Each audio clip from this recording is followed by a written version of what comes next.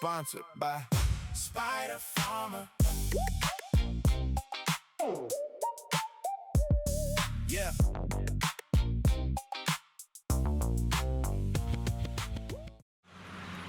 What's going on, stoners? As you can see, I am outside amongst the outdoor plants and they are doing beautiful. They are looking perfect. Stay tuned for an update on these ladies right here. Today's video is about the SpiderFarmer grow. The SpiderFarmer 2x4 tent that we have going on with our 2 autoflower shortcuts that we have going on. And we got some interesting results. So let's head on in and check it out. I'm ducking raindrops out here anyway. We will see you beautiful ladies later.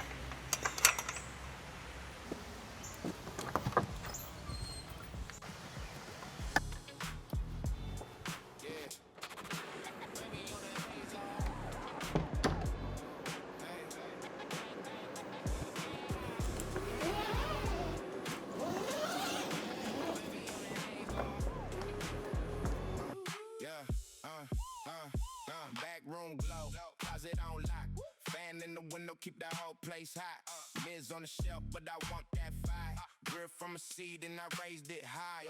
Time I on 9, I don't miss one day. Blue bucket water and I talk that way. Trim all night till my fingers stick. Smell so loud, make the whole house sick. Came from the dirt, now it shine like glass. Fat ass buzz when I roll up fast. Maybe stay clueless, they never see shit. I keep it hush hush, make the game legit. Low hum buzzing, leaves keep dancing. I know what's coming. That green keep branching. Bro, that ain't indoors. Keep it thick, keep it more. Bro, that ain't indoors. Fat buzz, one more score. Bro, that ain't indoors. I'll stay loud, I need more. Bro, that damn. Bro, that ain't indoors. Top shelf, when I roll that door. Hoodie on tight, I'm the king of the tent. Humidity right, every penny well spent. Mold on sight, and I cut that quick. Bitch, get greedy. Take a look at that. That's quite the result here going on. These girls right here have an aroma going on that is very, very nice. I am going to say that. The terp on these are beautiful. I cannot wait to harvest these. We got a couple of weeks going on. I did turn everything off in here, the dehumidifier, the AC, the exhaust fan, as well as I turned down the fan so that you guys can hear and there's not a bunch of air and a bunch of air blowing on the mic, as well as background noise going on. So hopefully I can knock this out very quick because I'm going to start sweating my balls off. But these ladies right here are looking nice. I did not do any topping. I didn't put any kind of a trellis or anything. I just came in and bent the tops over so that the lowers can kind of catch up. And they did a little bit. This is looking very, very nice. As it got taller, it got more compact. And I'm okay with that. I'm all right with that. This is very, very nice. This one over here has a nice big donk on it. Nice big chonkers, along with some nice colas surrounding it in a more of a floral pattern here. This, however, has a couple of big donks on top, has some on the sides here, and it has some nice buds to kind of fill out the rest. It's looking very, very nice as well. Can't complain with it. It does have a little bit of a funky leaf pattern, but I'm happy with them. Not every plant has to look beautiful. We do have some very, very, very beautiful plants going on, as well as that beautiful fern plant that I am very, very happy about. We got clones of that, so stay tuned for that. Beautiful. Really happy with it. As for being untrained or untopped or anything, I haven't done anything.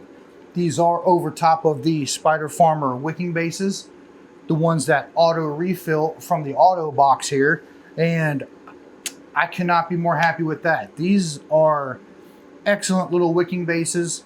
You guys know me. You guys know that I like to use a lot of the wicking type systems, and I have to say, of all the wicking bases, I like the design of these. The fact that they auto refill from the float box, as long as you do have water running to this float box. You can do that with the the 25 gallon reservoir that is sent with this, the collapsible reservoir, or you could use anything that you see fit to actually disperse water to your system here. I am using a source outside of my room here. If you've been around on the channel, if you've watched any of the past videos in the past few months, you'll know that this entire grow room that I'm in is ran all the way on auto watering. Every tent that I have, every setup that I have is on auto watering, is on some kind of a wicking system, unless it's the cloner. But they're all controlled through watering that is ran throughout my entire room along the edges, and each one of my setups just taps into it. Just like this one right here. They're all controlled from 55 gallon barrels outside of this room that either have pH water or nutrient rich water. In this case, these have nutrient rich water. These had dry amendments for about the first month. Then after that, we made the switch to nutrient rich water, to a synthetic based nutrient. And they couldn't be happier, couldn't be happier or healthier with those nutrients. Nothing major. We did a real nice even mixture, more I think of a 10-10-10 or a 10-10-12, something like that. Either way, it looks beautiful. We did have to back off the nutrients a little bit. Now they are getting about a half strength nutrient. Then next week we will cut it back down to about a quarter strength. Then we will cut it back down to just strictly pH water. Allow these plants to flush out. Let them fade, do their thing, because we all love those beautiful, beautiful colors that kind of simulate fall. If your strains have a high anthocyanin compound, you're really, really going to get those purples. I love those purples, the pinks, the reds. I love that. I don't really like the ones that just kind of turn yellow and just lose the chloroform or chlorophyll. But either way, I love a good fade. Nice donk there. It smells so good in here. As soon as you crack this, it smells so good. And like I said, this strain is called Shortcut. And these are AUTOFLOWERS. These are on a 18/6 light cycle.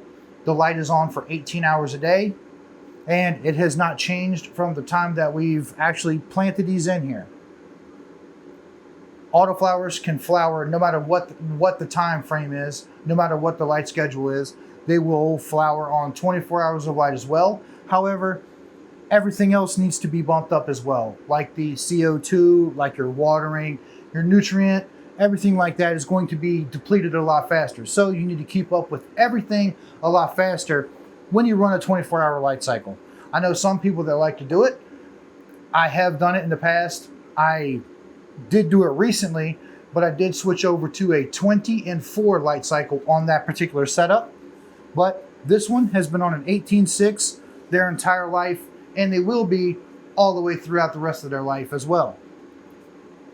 You can see they have a little bit of a funky leaf pattern going on, but I'm not too worried about that. A lot of plants have a little bit of a funky leaf pattern, as you know from one of my other series. I'm not going to do too much in here. They don't need that much. They don't need a defoliation. They don't really need too much, but I am going to go outside, check the reservoir, check the pH, maybe do a little bit of adjusting if I need to, and I'll show you how all of that works outside of the room here and how this room gets fed, which inevitably feeds these two bases. Let me show you.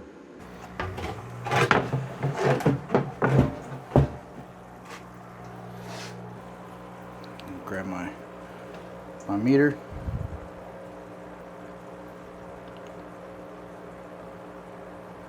Looks like at about a 400. Check the pH.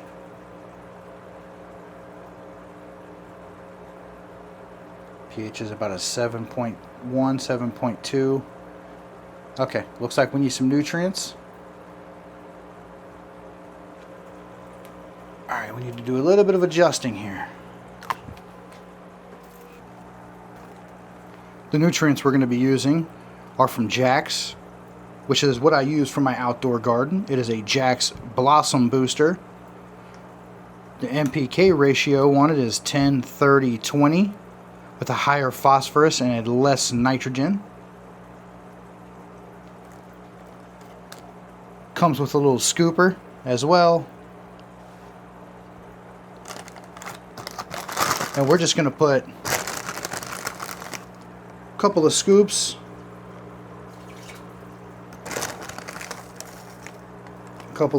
in, and then we're going to mix it really, really well.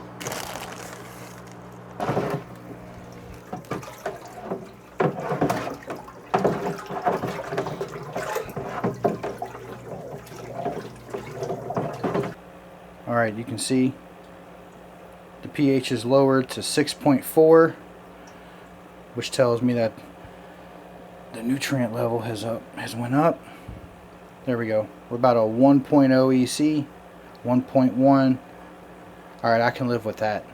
That's about a half strength. All right. Now that is pH'd and the nutrients are in it, let me show you how everything works. Nutrient barrel gets released, comes out, goes down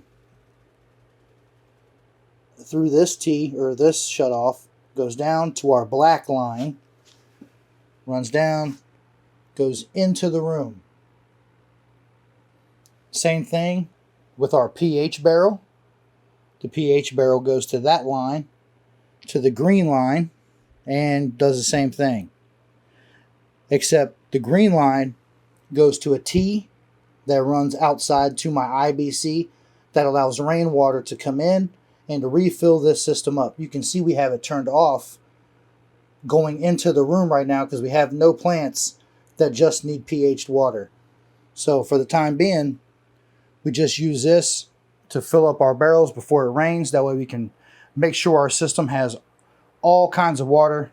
We like to use rainwater versus city water for obvious reasons. And it's a lot easier to pH rainwater than it is tap water. Tap water likes to fluctuate a little bit more than rainwater does. All of our systems can be swapped over to where we can have our nutrients run over to the green line. We can have the pH water run over to the black line via this shutoff right here. If we open this up, these nutrients will go over there and vice versa. We just have to shut off whichever one we don't want to use. And if we need to fill up a barrel or fill up a bucket or anything, we can just open this up and it allows any kind of water that we want.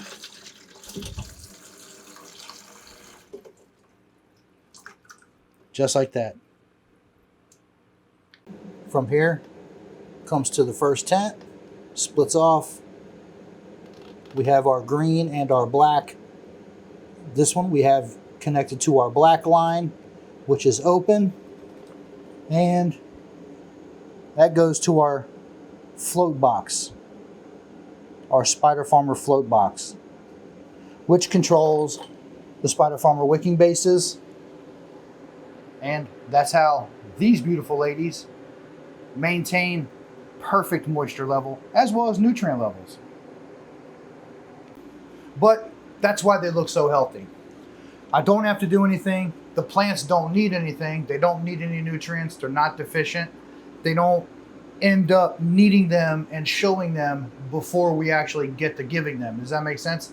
If you're running an organic run, a lot of the times you see your plants look deficient, and then you apply top dress or you mitigate that in any way you see fit. That has not been the case with these or any of the other ones that we have on wicking systems that currently have nutrients in them. That goes for the outdoor grow as well. Those plants look amazing as well, and they are on a very, very similar system to this. They are getting sub-irrigated just like this from underneath with nutrient-filled water, and they have been growing absolutely amazing. Just like these ladies right here, which I guess will be done here in the next few weeks or so, maybe 3 weeks or so. We might be looking at getting ready to chop these ladies down and throwing them into the Canotrol system. If you've never seen the Canotrol system, stick around for that. That thing works beautifully. Amazing. I always like looking at plants and seeing them in their final few weeks and see how they change over and see how they fatten up or lack thereof. Sometimes you get a little bit of a lackluster harvest, and sometimes you don't. This is going to be one of those in-betweens where the bud might not be in abundance, but man, it might be some fire. So with that, if you guys like any of the stuff you saw here, like this wicking base from SpiderFarmer, which has been working, or the light, the 2-in-1 ventilation system, the oscillating fans, or this badass 2x4 by 7 foot tent, head over to SpiderFarmer.com, use code STONE, save yourself a little bit of money over there, or you could use this QR code right over here. It sends you over there, lets them know that we sent you, helps you save a little bit of money at no cost to you, and helps the channel out. If you want to help the channel out further, you can head over to my Patreon. We got 3D prints over there that you might like, or that might make your life easier, like the things that are hanging this light right here, our hook hangers, or the things that we have on our outdoor grow, like our rain gutter grow system ends with our float valves, and all of the other things. Or if you're interested in any of the DIY stuff that like this grow room build, the watering system, you can head over to my Amazon storefront. The link for that will be in this video's description as well. You can head over to the DIY section. Most of the things that I use for any of my DIY builds will be in that section. So if your mind's a tinkering and you like building your own things, head over there. That section is going to help you out. Plus, we have a lot of other sections over there as well. Head over there. A lot of people don't even know we have an Amazon storefront. So hit this video's description, expand it out, check out all of the discount codes, the links, and head over to SpiderFarmer.com. Let them know that we sent you. And thanks to SpiderFarmer for sponsoring this video and this grow series. And that's going to do it for this one. If this video helped you out, or if you just found it entertaining, or you like looking at bud, hit that like button, subscribe to the channel. We got a lot of stuff growing on this year, especially that outdoor grow. Stay tuned for those updates. Those updates are going to be something you're going to want to see. So if you're interested in what we have going on outside, you can go watch this video right here. I'll see you guys over there. Peace. Oh man, it's so hot. I gotta smash me some liquid IVs. Whew. Replenish all that bullshit I'm losing. God damn.